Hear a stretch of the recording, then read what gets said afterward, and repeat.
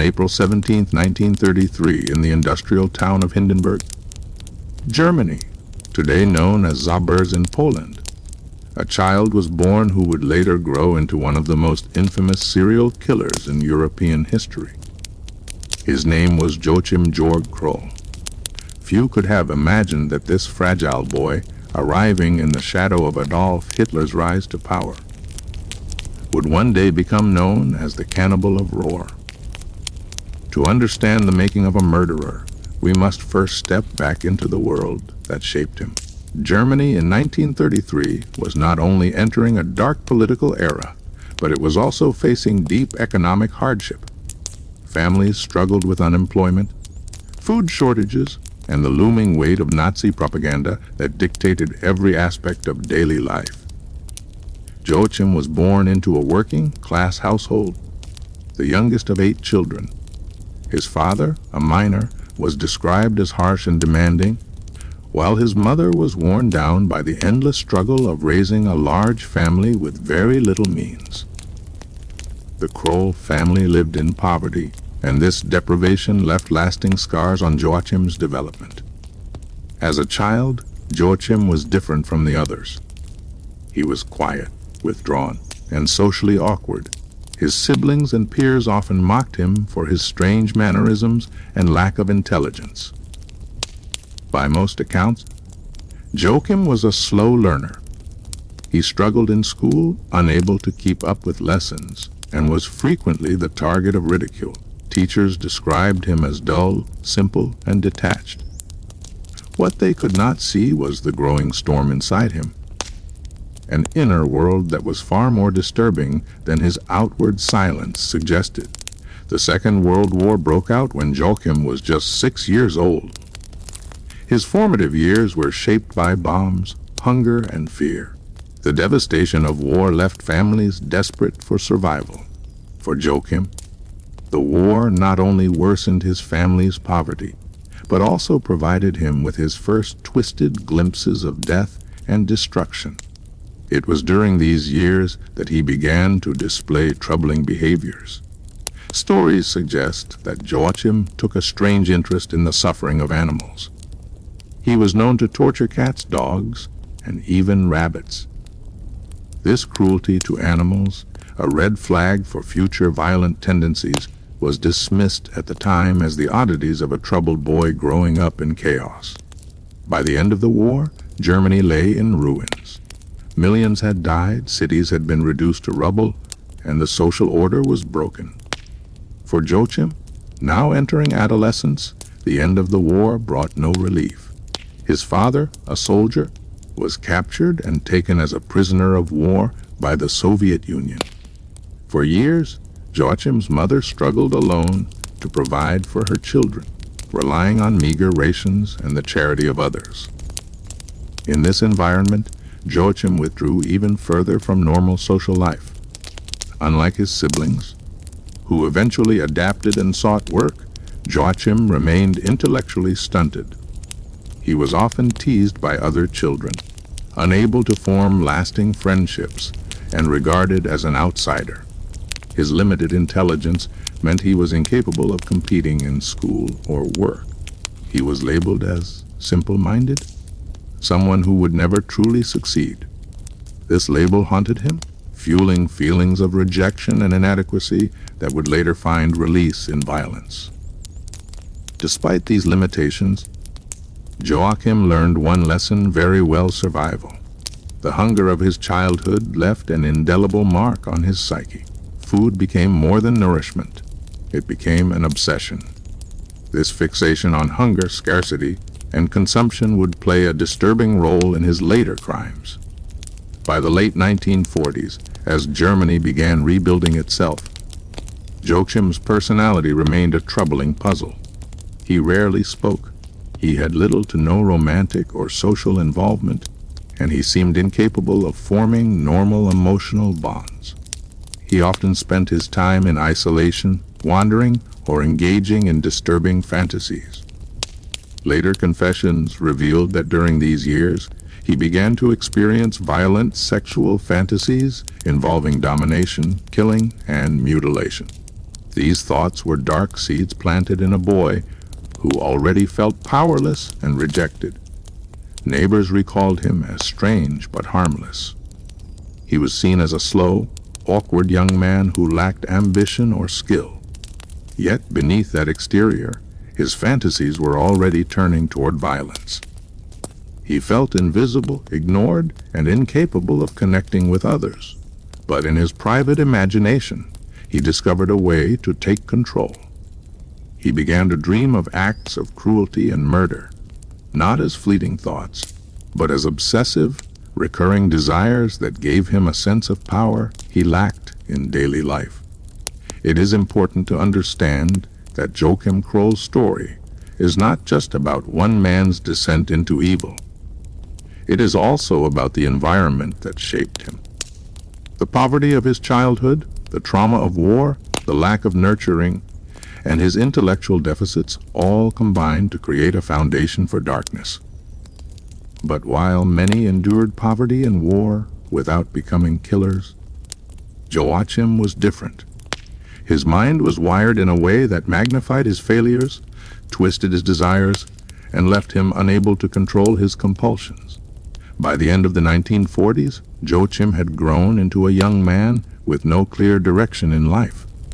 His family saw him as a burden. Society regarded him as an outcast, and he himself found no comfort in human relationships. He sought solace in darker outlets, harboring fantasies that were slowly pushing him toward his first act of murder. The boy who once stood small and fragile among the rubble of war-torn Germany was becoming something else, something that would terrify the Ruhr region for decades to come. The world would only discover the full extent of Joachim Kroll's darkness many years later. But in his childhood and youth, the warning signs were already there: the cruelty, the isolation, the hunger, the fantasies. And though unnoticed at the time, these were the beginnings of the Cannibal of Ruhr. As the 1950s unfolded, Germany was slowly rising from the ashes of war. Cities rebuilt, industries restarted, and life cautiously moved toward normalcy. But for one young man, Joachim Kroll, there was no normal life to be found. He was in his late teens and early 20s now, yet he remained trapped in a world of inadequacy, rejection, and disturbing fantasies. His story during this decade reflects both his inability to adapt to post-war society and his gradual descent into violent compulsion. Joachim was never a bright student, and by the time he reached adulthood, he had acquired only the most basic education. He could read and write at an elementary level, but his mental limitations set him apart from his peers. Many described him as having the mind of a child. His IQ was estimated to be far below average, and this left him vulnerable, dependent, and isolated. While others his age pursued apprenticeships, careers, and relationships, Joachim was drifting. He found employment as a factory worker, a job that required little skill and offered modest wages. The work was repetitive and unfulfilling, but it gave him structure and a small income. His co-workers considered him strange, often mocking his awkwardness and simple-minded behavior. Joachim rarely socialized with them, choosing instead to live quietly and alone. He rented small, dingy apartments, always keeping to himself. His personal life invisible to the outside world. It was during these years that Joachim's sexual frustrations deepened. He was painfully shy around women, unable to hold conversations or establish any form of intimacy. His physical appearance, short, unimposing, with a timid demeanor, did not attract attention, and his lack of confidence made him nearly invisible. The rejection he felt fueled resentment and bitterness. While others experienced the joys of courtship and companionship, Joachim remained isolated, trapped in loneliness. This emotional void became the breeding ground for his darkest thoughts. At night, when his shifts ended and the world slept, Joachim turned inward to his fantasies. He began to masturbate compulsively, often while imagining violent acts against women. His desires were not for affection or connection, but for domination, mutilation, and control. Over time, these fantasies became more graphic, more vivid, and more consuming. He discovered that the thought of killing brought him sexual arousal. Joachim also developed a fascination with pornography, particularly material that depicted violence. While explicit material was not easily accessible in post-war Germany, he sought out whatever he could find, reinforcing his fantasies with imagery that matched his desires. His mind was shaping a world where sex and violence were inseparably linked. Neighbors and acquaintances still thought of him as peculiar but harmless. He was quiet, unassuming, and never caused trouble. He did not drink heavily, he did not start fights, and he never raised his voice. But this outward meekness hid the intensity of his inner life. In his solitude, his obsessions grew stronger. One important factor in Joachim's psychology was his fixation on food. Having grown up hungry during wartime, the act of eating had always carried unusual importance. By his early adulthood, this fixation began to blend with his sexual fantasies. For Joachim, the ideas of consuming and destroying became intertwined. This connection would later evolve into acts of cannibalism, but the seeds were already present in his mind during the 1950s. Hunger, sex, and violence merged into one distorted obsession. By the middle of the decade, Joachim was no longer satisfied with imagination alone. He began to experiment with animals once again, capturing them, killing them, and deriving sexual gratification from their suffering. These acts, hidden from society, were his training ground. He was testing his boundaries, building his confidence, and preparing himself for the transition to human victims. Yet, in the eyes of society, Joachim remained a nobody. He drifted from one factory job to another, never staying long, never making friends. His landladies described him as quiet, paying his rent on time, and living modestly. He seemed unremarkable in every way. The ordinariness of his life was a mask, one that concealed the violent storm brewing inside. For Joachim, the loneliness became unbearable. He longed for control, for a sense of power, for something that would break the monotony of his existence. By the late 1950s, his fantasies had grown so intense that they demanded release. He could no longer contain them within his imagination. His urges now required a human victim. It was around this time that Joachim began stalking women and children in his area. He would walk for hours through parks, forests, and lonely streets, watching, studying, and waiting. His timid appearance made him seem harmless, but in reality, he was planning, preparing for the moment when he would strike. What made Joachim especially dangerous was his ability to blend in as an unthreatening figure. Unlike the violent predators who displayed aggression, he came across as meek and weak. This facade disarmed those around him, making them less likely to suspect the horrors he was capable of committing. By the end of the 1950s, Joachim Kroll stood on the edge of becoming a killer. His fantasies, his isolation, his frustrations, and his hunger had reached a breaking point. He had rehearsed his violence on animals, built it up in his imagination, and now he was ready to step into the world of murder. The man who appeared small, quiet, and unremarkable to neighbors was preparing to unleash unspeakable acts that would shock Germany for decades. And so, the stage was set. The troubled boy of the 1930s had become a troubled young man of the 1950s. His mind was no longer just occupied by disturbing fantasies. It was demanding action. Soon, the world would witness the first of his many horrific crimes. This was no longer just the story of an isolated, simple-minded factory worker. This was the beginning of a reign of terror that would earn him the name the Cannibal of Ruhr. By the mid-1950s, Joachim Kroll's disturbing fantasies had reached their breaking point.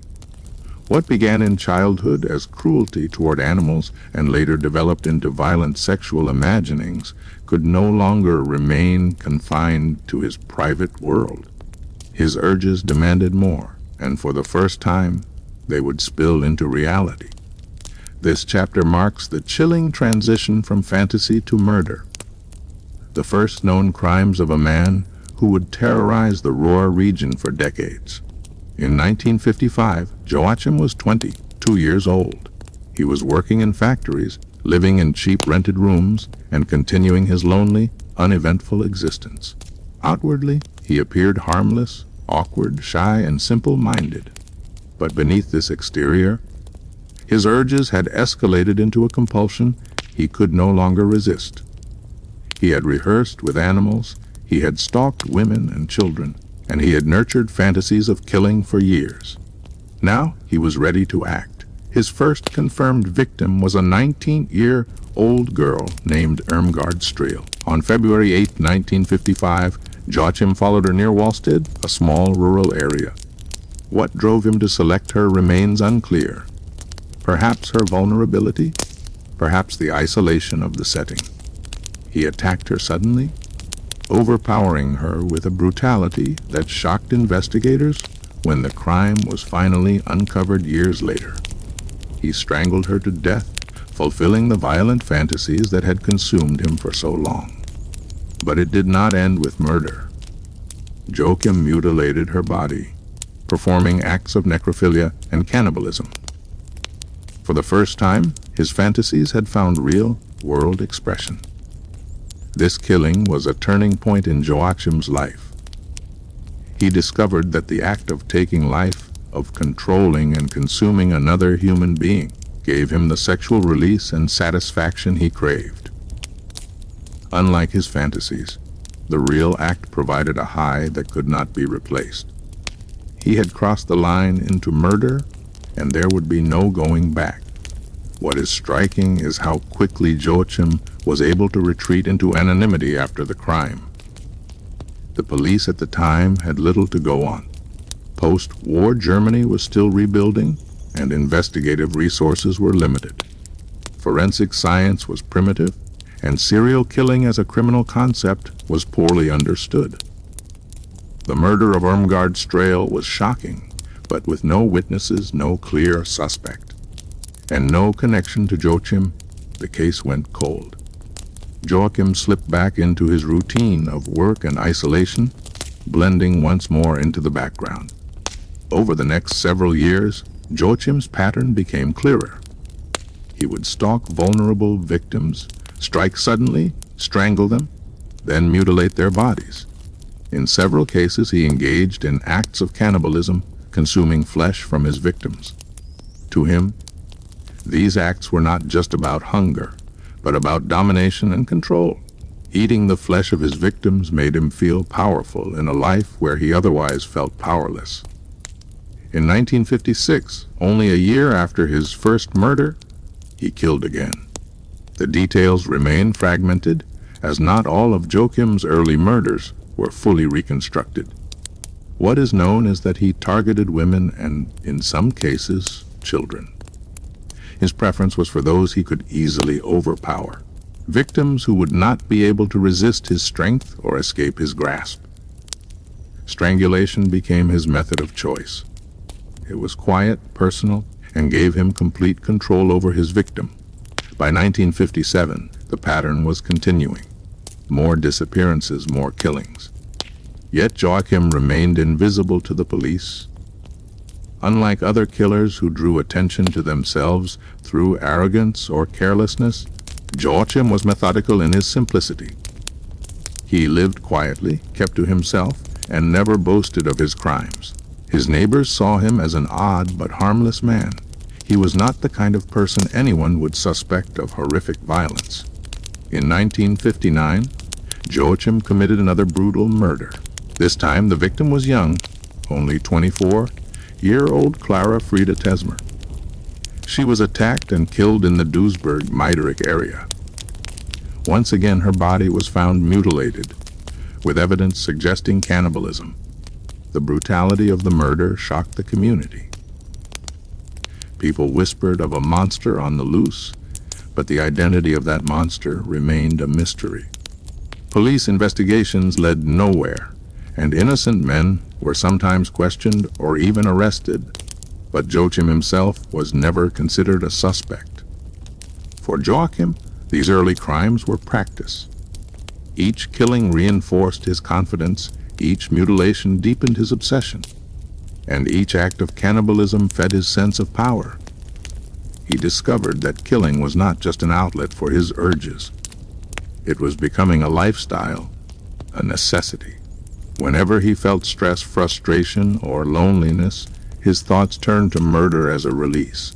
During this period, Joachim also refined his methods of avoiding capture. He learned to strike in isolated areas, to move quickly, and to leave as little evidence as possible.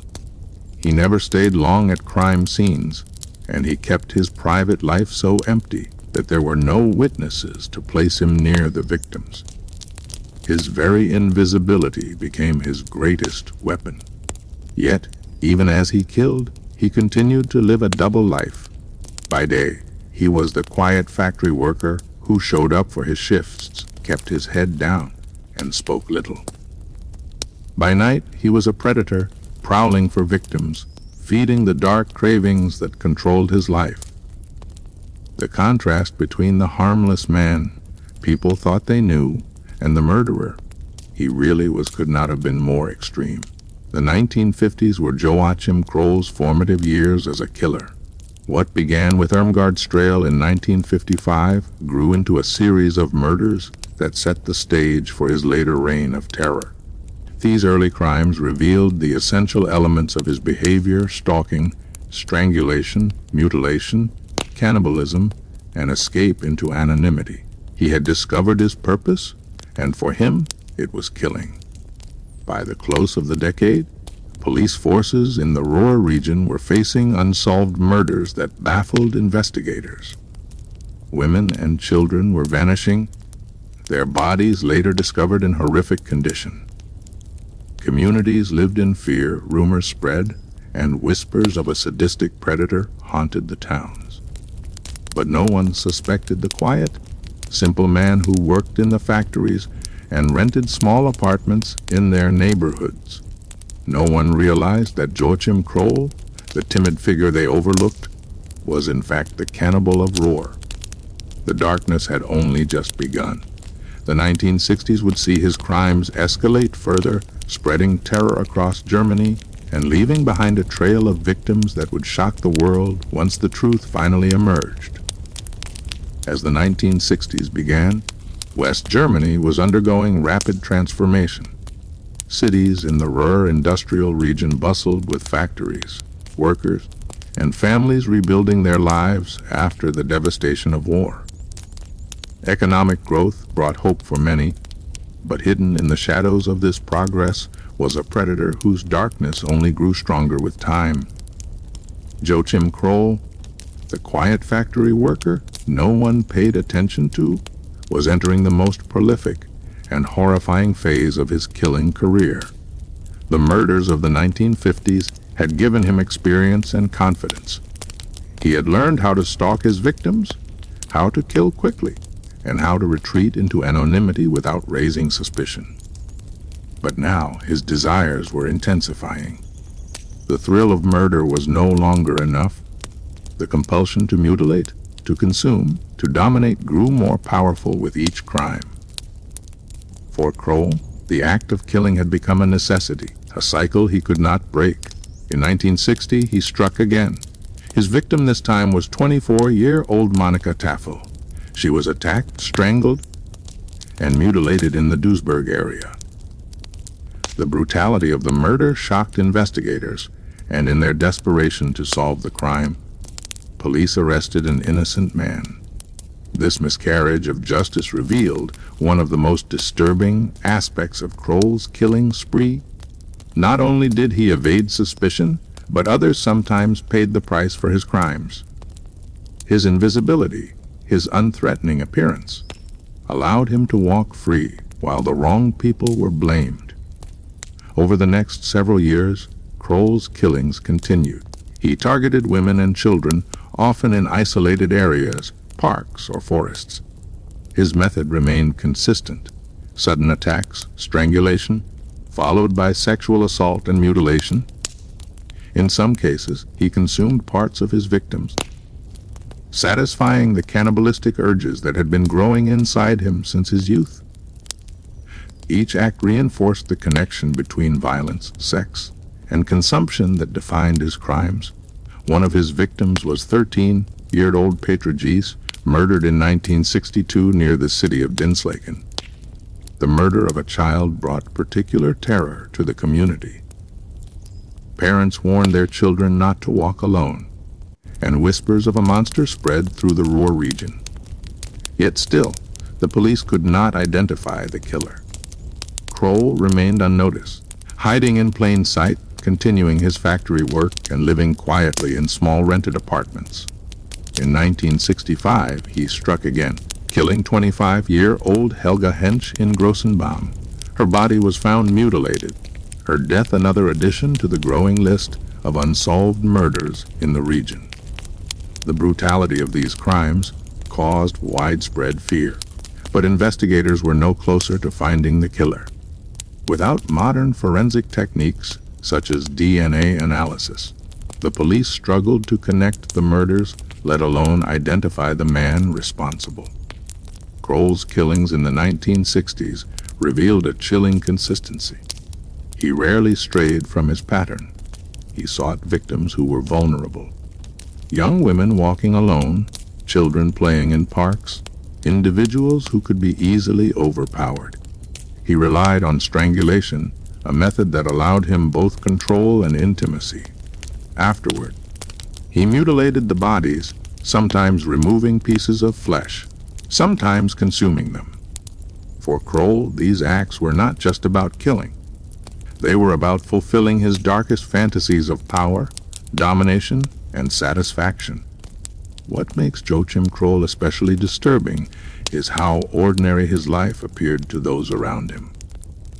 He continued to work as a laborer in factories, showing up for shifts, performing his tasks, and fading into the background. His co-workers thought of him as odd but harmless, a simple man who lived quietly. He did not attract suspicion because he lacked the typical traits of a violent predator. He was not aggressive, not flamboyant, not charismatic. He was invisible, and that invisibility made him deadly. As the murders piled up, the police struggled with public pressure. Communities demanded answers, but investigators were working in an era with limited tools. Serial killing was not yet a well-understood phenomenon, and the idea of one man committing multiple murders across years and cities was not part of their framework. Each case was treated individually, often leading to dead ends or false arrests. Meanwhile, Kroll roamed free, continuing to hunt. In 1966, he killed again, targeting a young woman named Ursula Rolling. Her death once more displayed the same signs of Kroll's methods: strangulation, sexual assault, and mutilation. By this time, the public was gripped with fear.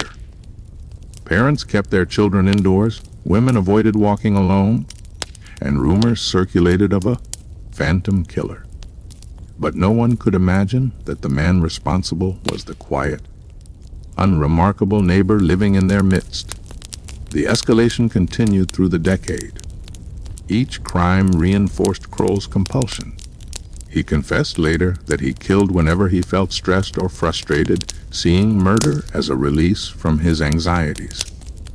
For him, killing became routine, almost mechanical.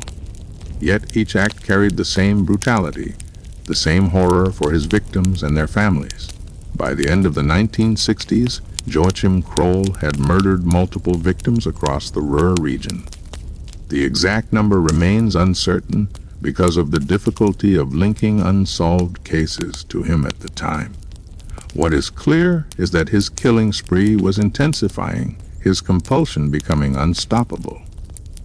The police had no idea they were dealing with one of Germany's most prolific serial killers. The 1960s cemented Joachim Kroll's reputation, not yet publicly, but in his own mind, as a predator who could kill with impunity. His ability to hide in plain sight, his consistent methods, and the lack of forensic evidence kept him one step ahead of the law. Communities lived in fear of an unknown monster, while the monster himself continued to live quietly among them. For over a decade, Joachim Kroll fed his compulsions in secrecy. Each victim was another expression of the twisted desires he had nurtured since childhood. Each crime deepened the legend of the phantom killer haunting the Ruhr. And yet, no one suspected the small, timid man who worked alongside them, walked their streets, and lived next door. The 1960s were years of terror for the Ruhr region, years when women and children vanished, when families mourned, and when investigators grasped for answers. But for Joachim Kroll, they were years of satisfaction, years when his fantasies became reality again and again. He had become the predator he always imagined himself to be, and the terror was far from over. The 1970s would bring even more killings, more disappearances, and eventually, the unraveling of the secret that had allowed him to kill unchecked for more than 2 decades. By the dawn of the 1970s, the name Joachim Kroll still meant nothing to the public. He was just another faceless worker in the Ruhr industrial belt, clocking in at factories, renting modest rooms, and living a seemingly invisible life. Yet beneath this unremarkable surface, his compulsion to kill had only grown stronger. The murders of the 1950s and 1960s had given him confidence, and the secrecy of his life allowed him to act without fear of discovery. The 1970s would prove to be his most terrifying decade, one in which the people of the Ruhr region lived in constant fear of a phantom predator who struck without warning. In the early 1970s, West Germany was thriving economically. The post-war recovery had given way to prosperity, factories roared, and families enjoyed a standard of living unimaginable only 2 decades earlier. Yet in the very heart of this progress, an undercurrent of dread spread through communities. Reports of missing women and children, their bodies later discovered mutilated, haunted the Ruhr. Though investigators tried to connect the cases, they struggled to find patterns or suspects. The idea of a serial killer, one man behind dozens of murders, was still alien to their investigative framework. Kroll, meanwhile, was living quietly in Duisburg. Neighbors described him as a strange but harmless man. He kept to himself, rarely socialized, and gave the impression of being childlike in his manner. He was short, timid, and often carried himself with the awkwardness of someone who seemed incapable of harm. This image of harmlessness was his greatest shield. No one could have imagined that behind this facade lay a predator who had killed again and again. In 1970, his compulsion led him to 21-year-old Marion Ketter. He stalked her, attacked her, and once again followed the ritual that had become his trademark: strangulation, mutilation, and in some cases cannibalism. Her death, like so many others before it, was brutal and senseless. Yet, despite police investigations, there was no progress. The community grieved, rumors spread, and fear deepened. But the killer remained a phantom. The following years brought more murders. In 1974, Kroll struck again, this time targeting 12-year-old Jutta Rahn. Her young age magnified the horror of the crime. Parents were gripped with panic, children were warned never to walk alone, and entire neighborhoods lived in fear. Yet Kroll managed to remain invisible. He returned to work, attended his shifts, and lived quietly, as if nothing had happened. The contrast between his ordinary life and his horrific acts baffled investigators once the truth was later revealed. The mid-1970s saw more killings. Among them was 4-year-old Marion Ketter, whose case drew national attention. The brutality of murdering a child so young horrified the public and intensified pressure on the police. Investigators were desperate, but their efforts continued to be misdirected. With no witnesses and no clear forensic evidence, cases went unsolved. Innocent men were questioned, sometimes even arrested, but Kroll was never on their radar. What made the 1970s especially terrifying was the randomness of Kroll's murders. He did not restrict himself to one type of victim or location. He attacked women, teenagers, and children alike. He struck in parks, forests, and even residential neighborhoods. His lack of a fixed pattern made him even harder to detect. To the police, it seemed as though several different killers were operating in the region. In reality, it was one man, always quiet, always unnoticed, always moving through the Ruhr like a shadow. During interrogations years later, Kroll explained that he killed whenever the urge became too strong. He admitted that stress, loneliness, or frustration would trigger his desire to murder. To him, killing became a twisted form of relief, a way to vent his emotions. He also confessed that he sometimes took pieces of flesh from his victims to cook and eat at home, blending cannibalism into his daily life. To him, it was practical as well as sexual. In his own warped words, eating human flesh was simply a substitute for meat when he could not afford it. As his crimes mounted, communities in the Ruhr region grew more and more desperate. Fear was no longer confined to whispers. It was spoken openly. Women avoided walking alone at night. Children were escorted to school, and entire families adjusted their routines to avoid becoming the next target. The sense of dread was suffocating, and yet the killer remained unidentified. By 1976, Kroll committed one of his most shocking crimes, the murder of 10-year-old Corinne Tim in Duisburg. He strangled her, mutilated her body, and cut flesh from her corpse to take home for later consumption. This killing, however, marked the beginning of the end. Unlike previous murders, Kroll left behind clues that would ultimately lead investigators to him. For the first time, he was close to being exposed. But until that day of reckoning, the terror of the 1970s continued. Each murder deepened the public's fear. Each mutilated body added to the mystery, and each failure of the police prolonged the killer's reign. For Joachim Kroll, the decade was one of satisfaction and control.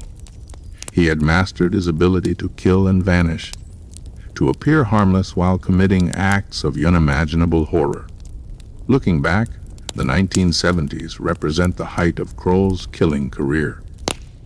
It was a decade defined by fear, by unsolved murders, and by a predator who exploited the weaknesses of both his community and the police. His reign of terror left families shattered, communities scarred, and investigators desperate for answers they could not find. And yet, as the decade drew to a close, Kroll's time as an invisible predator was nearing its end. His compulsion to kill, once carefully concealed, would soon betray him.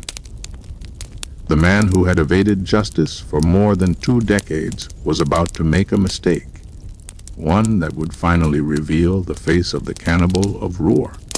Every serial killer has a pattern, a way of selecting victims and carrying out crimes that reflect their deepest compulsions. For Joachim Kroll, the Cannibal of Ruhr, his methods were shaped by both his psychological deficiencies and his personal obsessions. To the outside world, he was an unremarkable, almost invisible man. But when he hunted, when he killed, his actions followed a chillingly consistent ritual that left behind a trail of terror across the Ruhr region. Kroll did not seek glamorous victims or high-profile targets. He looked for the vulnerable, the ones who could be overpowered quickly and quietly. His victims ranged from children as young as 4 years old to adult women in their 20s.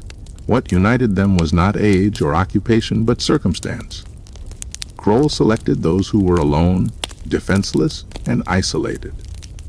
A girl walking home from school, a woman strolling in a park, a child playing by herself. These were the types of victims who caught his attention. Stalking was an essential part of his method.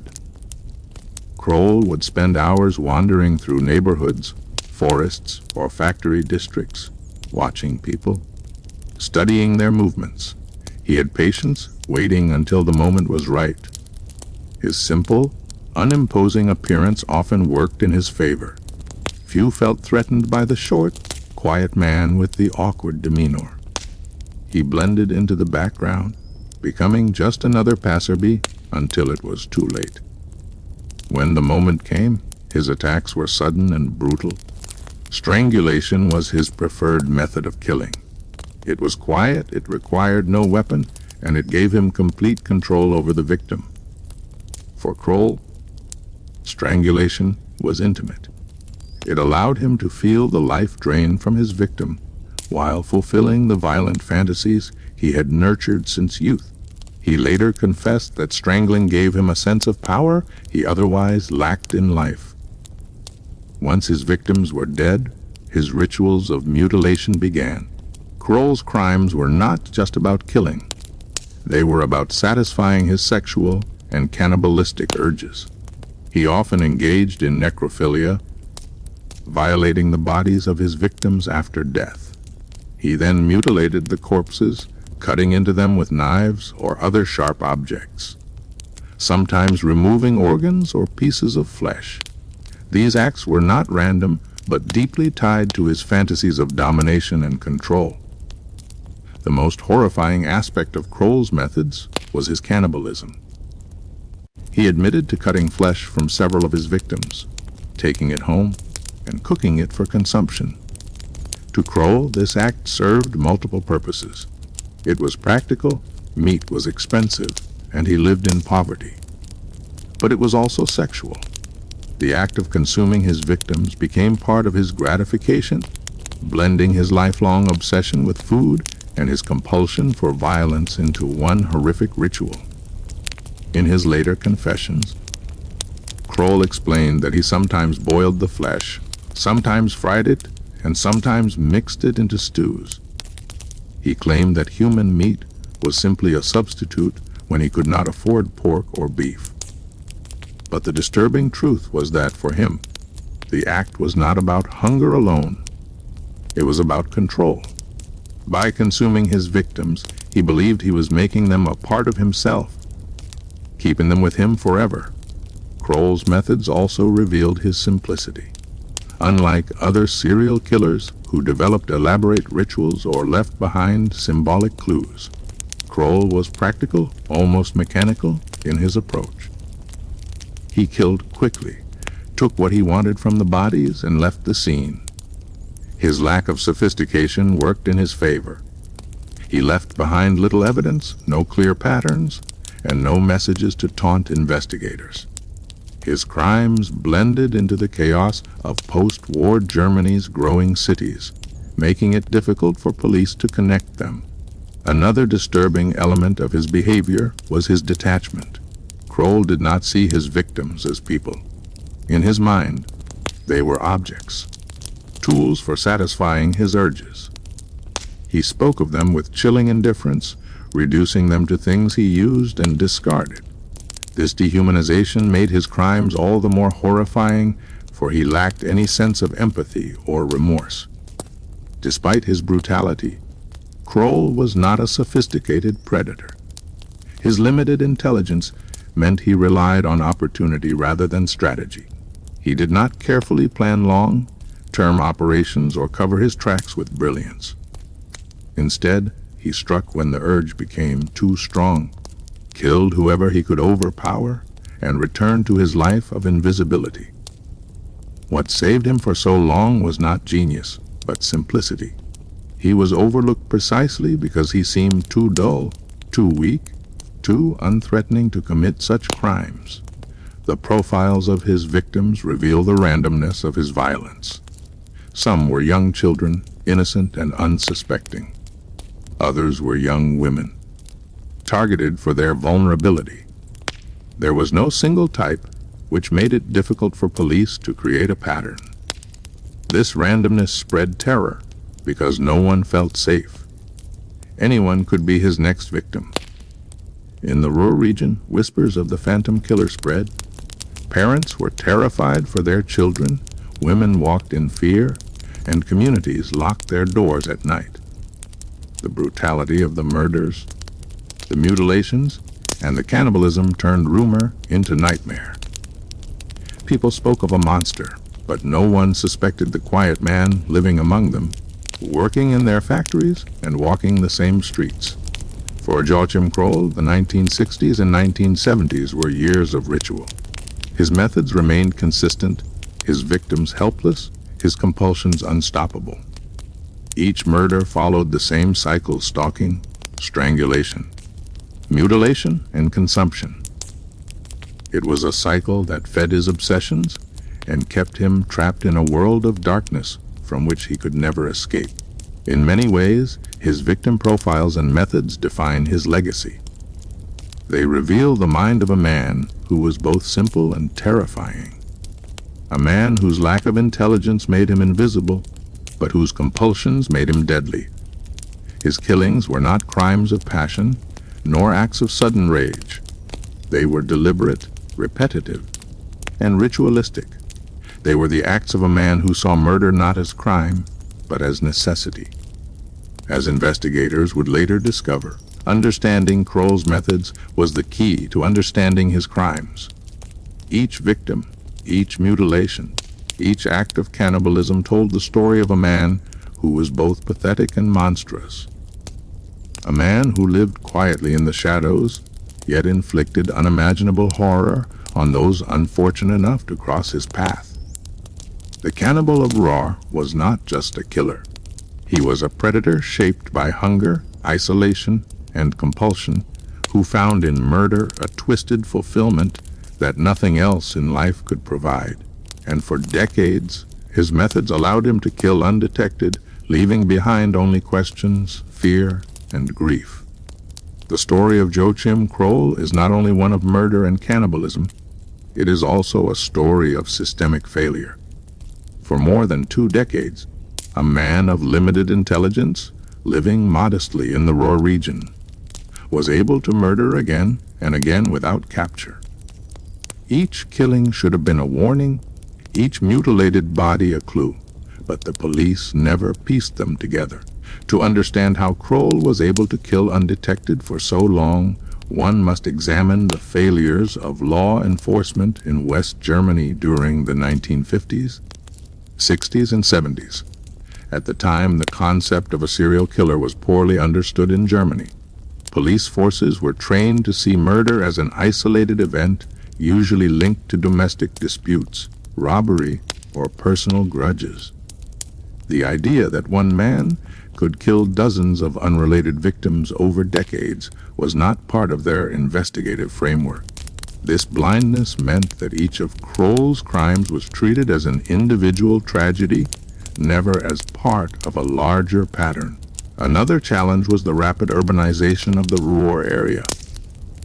With factories booming and cities expanding, hundreds of thousands of people lived crowded together in apartments and industrial districts. Migrant workers came and went, families moved in and out, and anonymity was common. In such an environment, a quiet, awkward man like Kroll attracted no attention. He was just another face among thousands, blending seamlessly into the industrial grayness of post-war Germany. The police did investigate vigorously after each murder, but their efforts often went astray. Without DNA technology, they relied on witness accounts, physical evidence, and traditional detective work. Unfortunately, Kroll rarely left behind usable traces. He struck in secluded areas, attacked quickly, and vanished. Witnesses were few, and those who saw him often described him as forgettable, short, weak, and unimposing. It was the perfect camouflage. Worse still, innocent men were sometimes accused of Kroll's crimes. In several cases, police arrested and even convicted individuals who were later proven not to be guilty. For example, after one of Kroll's early murders, a man was imprisoned based on circumstantial evidence and false confessions.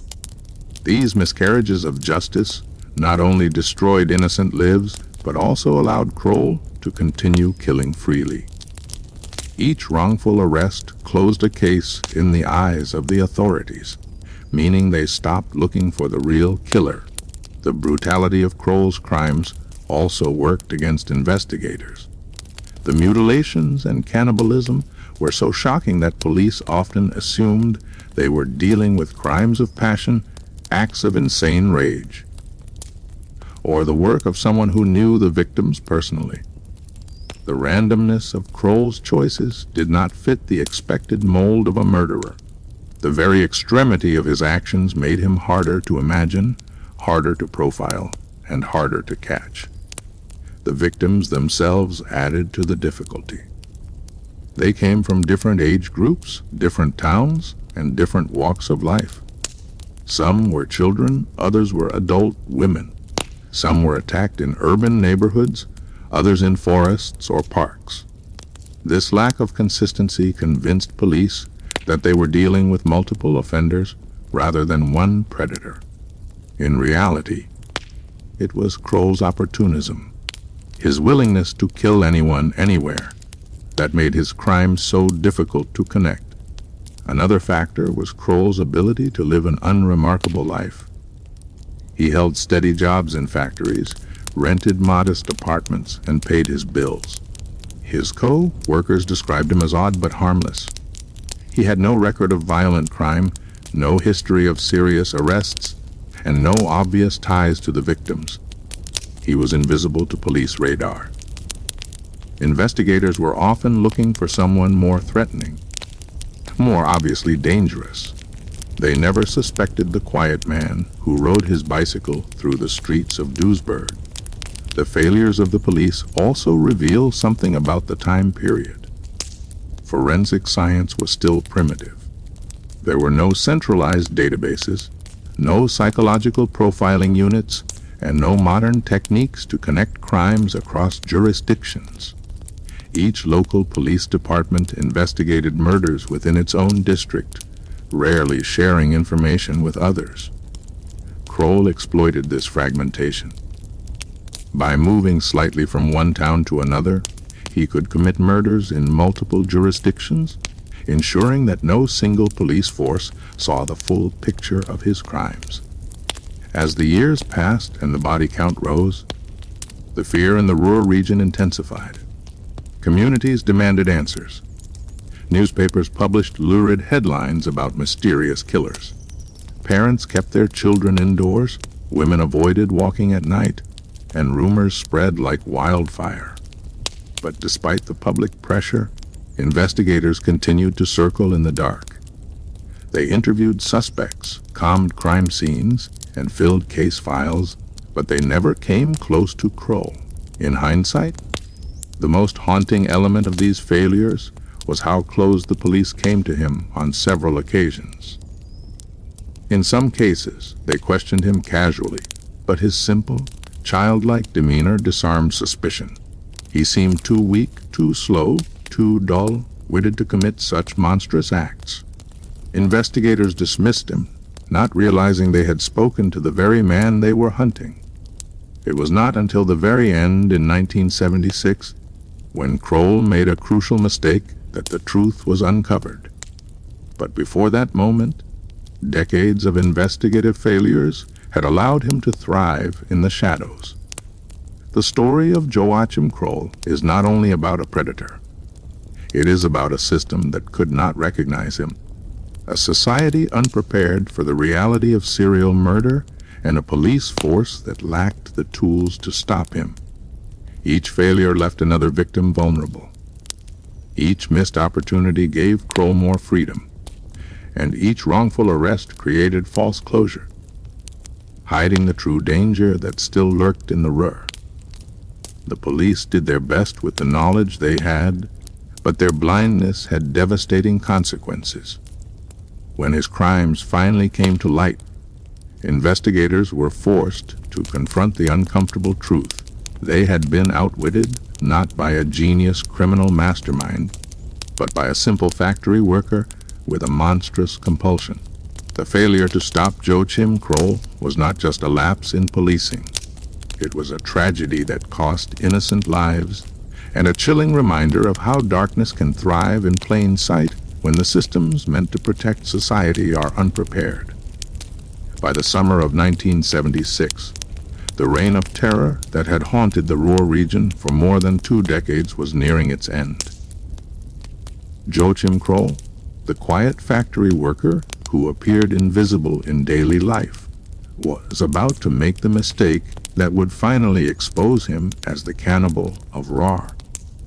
For years, he had killed and disappeared back into anonymity, his dull appearance and childlike manner protecting him from suspicion.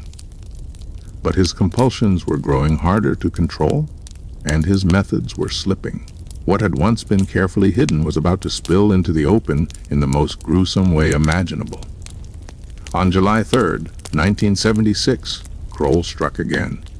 His victim was 4-year-old Marion Ketter, a child who had been playing outside near her home in Duisburg. Kroll lured her into a secluded area, strangled her, and carried out his horrific rituals. But unlike previous murders, he did not fully conceal her remains. He cut pieces of flesh from her body, intending to take them home for later consumption, and discarded the rest. This carelessness would prove to be his undoing. When Marion disappeared, panic spread quickly. Her parents alerted the police. Neighbors joined the search, and soon an entire community was out looking for the missing girl. The search led investigators to a sewage system near Kroll's apartment building, where a disturbing discovery was made. Pieces of human remains had clogged the pipes. Maintenance workers called the authorities, who immediately suspected something was terribly wrong. Tracing the blockage, police followed the pipes back to one of the apartments in the building. It was the home of Joachim Kroll, the quiet, unassuming man who had lived among them for years was suddenly at the center of a horrifying mystery. When officers knocked on his door, Kroll answered calmly, as though nothing was unusual. Inside his small apartment, investigators were met with a scene of horror. They found cooking pots on the stove containing what appeared to be human flesh. In the refrigerator, there were packages of meat that later testing revealed to be from his victims. Hanging from hooks in the kitchen were small cuts of flesh, prepared as if for future meals. It was a nightmarish revelation, the kind of scene that even experienced officers struggled to comprehend. When questioned, Kroll did not deny what he had done. In fact, he spoke with a disturbing level of honesty and simplicity, confessing not only to the murder of Marion Ketter, but also to a long history of killings. He explained that he had killed whenever the urge became too strong, that he strangled his victims because it was easy, and that he sometimes ate parts of their bodies because meat was expensive. He described these acts as if they were mundane, ordinary parts of his life. Kroll's confession stunned the police. He admitted to killing at least 13 people, though investigators suspected the true number may have been higher. He spoke of victims from the 1950s, 60s, and 70s, spanning decades of terror. For each name, each body, he recalled details with chilling clarity. The picture that emerged was one of a man who had been hiding in plain sight, living an ordinary life by day while committing unimaginable atrocities in secret. What shocked investigators most was Kroll's demeanor. He was not cunning or calculating, not the kind of criminal mastermind they had imagined. Instead, he appeared childlike, simple, and disturbingly detached from the horror of his actions. He spoke of murder and cannibalism as though describing a routine chore. There was no remorse in his words, no recognition of the devastation he had caused. For the police, it was like listening to someone discuss the weather, except the subject was death and mutilation. The arrest of Joachim Kroll sent shockwaves through Germany. News of the Cannibal of Ruhr spread rapidly, with newspapers detailing the grisly discoveries in his apartment. Communities that had lived in fear for decades now had a face to attach to the nightmare. Families who had lost loved ones finally had answers, though those answers brought no comfort, only horror. The reality that such a man had lived quietly among them, unnoticed, left an entire nation unsettled. For the police, the arrest was both a victory and an embarrassment.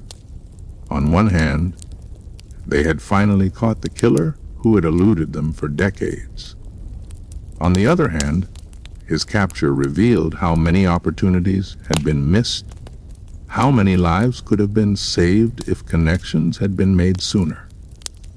The discovery of human flesh in his apartment, the confessions that spilled from his lips, and the sheer scale of his crimes forced investigators to reckon with their own failures. Kroll was taken into custody without resistance. In fact, he seemed relieved in some ways, as though the weight of his secrets had finally been lifted. He continued to speak openly with authorities, describing his methods, his compulsions, and his twisted justifications. He did not attempt to escape responsibility or deny his crimes. Instead, he laid them bare, one by one, in chilling detail. The arrest marked the end of his reign of terror, but the beginning of another chapter. One in which Germany would struggle to comprehend how such a man could exist and how he could evade capture for so long. For the families of his victims, the arrest brought answers but no solace. Their pain was permanent, their losses immeasurable. For the public, the case became a symbol of the darkness that can hide in plain sight, a reminder that monsters do not always look like monsters. In the end, it was not brilliant detective work or advanced forensics that brought down Joachim Kroll. It was a simple mistake, a blocked pipe, clogged with the remains of his final victim. His compulsions, once hidden so carefully, had finally betrayed him. And in that moment, the mask of the harmless factory worker was torn away, revealing the true face of the Cannibal of Ruhr. When Joachim Kroll was arrested in July 1976, the scale and horror of his crimes stunned the German public. The quiet factory worker, who neighbors described as awkward and harmless, was suddenly revealed to be one of the most terrifying killers in the nation's history. His arrest was only the beginning.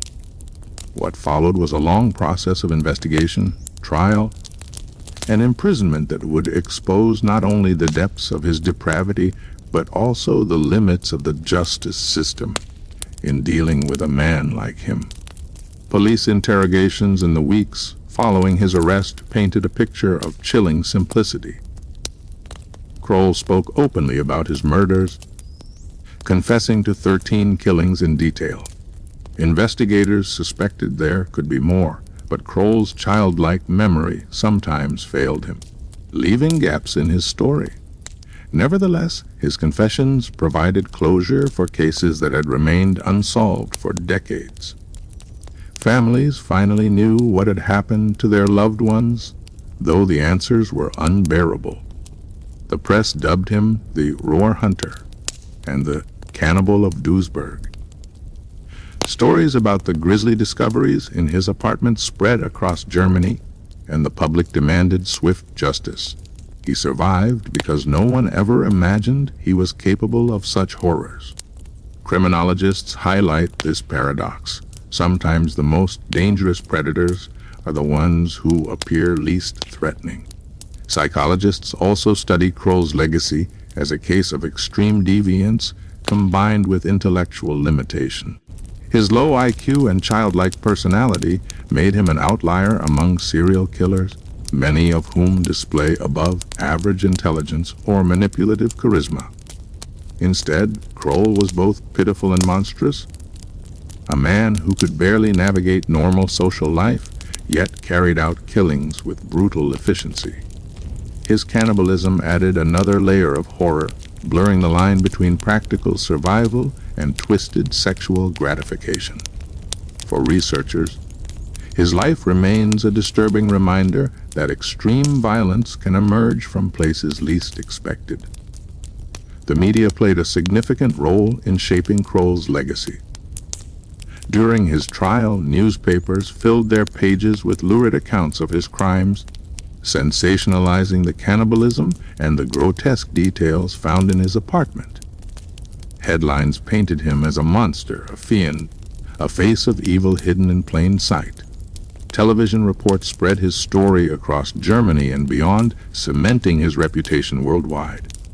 Over time, documentaries, books, and academic studies revisited his crimes, each retelling reinforcing the horror of the Cannibal of Ruhr. For the public, his case sparked deep fear but also morbid fascination. How could such a man exist undetected for so long? How could a neighbor, a co-worker, a tenant be capable of such acts without anyone noticing? Always remain vigilant. His death in prison in 1991 closed the chapter of his personal story, but his legacy endures in Germany's collective memory. He remains a symbol of both human depravity and institutional failure, a reminder of the darkness that can exist in the shadows of ordinary life. The Cannibal of Ruhr was not just a killer of individuals, he was a killer of innocence, of trust, of the illusion that evil always looks like evil. Today, when his name is spoken, it is with a shiver. Joachim Kroll will forever be remembered as one of history's most chilling predators, a man whose crimes forced a nation to confront the unimaginable. His legacy is not only the horror he created, but also the lessons learned from his reign of terror. Lessons that continue to shape how we understand, investigate, and prevent serial murder in the modern world.